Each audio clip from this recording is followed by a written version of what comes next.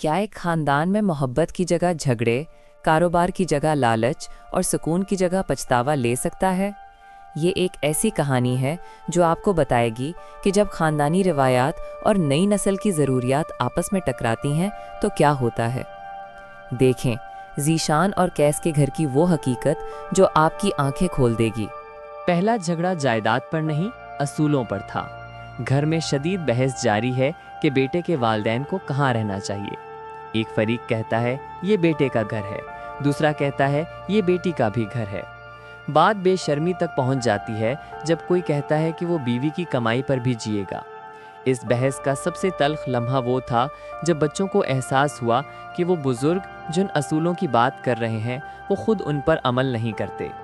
गुस्से में आकर ज़ीशान खैर छोड़कर चला जाता है। हमीद वालिद के अल्फाज, जाने दो, एक दो दिन फुटपाथ पर सोएगा तो अकल आ जाएगी। मगर जल्द ही निघत वालिदा की परेशानी बढ़ने लगी। हमीद ने ज़ीशान के दोस्त हम्माद की कॉल भी वापस नहीं की, ये सोचकर कि ज़्यादा फिक्र करना बेटे को मज़ीद गुस्ताख बना देगा। एक तरफ जज्बाती झटके थे तो दूसरी तरफ कारोबार में बड़े फैसले लिए जा रहे थे।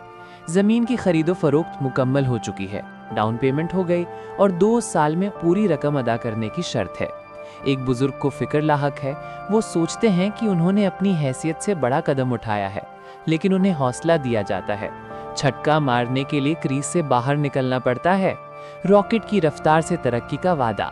लेकिन बड़ा सवाल ये है, भाई का कर्ज और किस्तें एक साथ कैसे वापस होंगी। घरेलू जिंदगी में भी चैन नहीं था। एक दिल का मरीज भाई जिसको घी के पराठे से तकलीफ है और इस तकलीफ को नजरे बद करार दिया जाता है। असल तनाव कैस की वालिदा शाहिदा या बड़ी मैडम और उनकी बहुओं खासकर लैला के दरमियान था। शाहिदा ने नजमा के प्याज काटने के तरीके पर तनकीद की और खुद खाना बनाने का फैसला किया ताकि बेटे की कमाई जाया ना हो। लेकिन जब कैस ने सालन खाया तो फौरन पहचान लिया ये माँ के हाथ का जायका है। इस तारीफ ने जोबिया में हसद पैदा किया। लेकिन सबसे बड़ा झगड़ा कैस और लैला के खुलेआम रोमांस पर हुआ।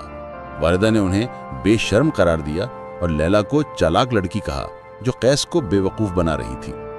कैस का दिफा, हम कोई गुनाह नहीं कर रहे थे अम्मी, हम सिर्फ अपनी मोहब्बत का इजहार कर रहे थे।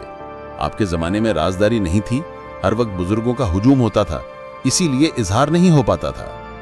कैस ने बाद में माफी मांगकर घर के बुजुर्गों के मिजाज के मुताबिक चलने का वादा किया, लेकिन इसने नस्लों के फर्क को बेनकाब कर दिया। कहानी का सबसे जज्बाती मोड़, फैसल को हम्माद के जरिए पता चला कि ज़ीशान अस्पताल में है, पांव टूटा हुआ है।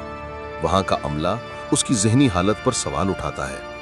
ज़ीशान शदीद कर्ब में है। अस्पताल में वो फैसल के सामने एतराफ करता है, यूनिवर्सिटी के लड़कों ने मेरी जिंदगी बर्बाद कर दी, बिल्कुल उसी तरह जैसे मैंने सिद्रा की जिंदगी बर्बाद की थी। ये एहसास निदामत मुझे जीने नहीं देगा। ज़ीशान को अपने खानदान की इज्जत पर दाग लगाने की कोशिश पर सख्त पछतावा है। फैसल ने उसे मशवरा दिया, सच्चे दिल से अल्लाह, सिद्रा और उनके वालिदैन से माफी मांगो। लेकिन ज़ीशान का इसरार था कि उसका जुर्म नाकाबिले माफी है। उसने फैसल से यह भी कहा कि वो उसे तकलीफ पहुंचाने वाले लड़कों के खिलाफ कोई कार्रवाई न करे, क्योंकि अब वो समझ गया है कि सिद्रा ने कैसा महसूस किया होगा। ये कहानी हमें सिखाती है कि अगरचे बुजुर्गों ने मोहब्बत के खुले इजहार को बेहयाई समझा, वो ये नहीं समझे कि हर रिश्ते को अपनी जायज़ वाजदारी और इजहार की ज़रूरत होती है। ज़ीशान का करब दिखाता है कि गलतियों का बोझ आपकी रूह को कैसे तबाह कर सकता है। सवाल, आपके ख्याल में इस कहानी में सबसे ज़्यादा गलती किसकी थी, ज़ीशान की या उसके वालिद की या सास की? नीचे कमेंट्स में अपनी राय का इजहार करें।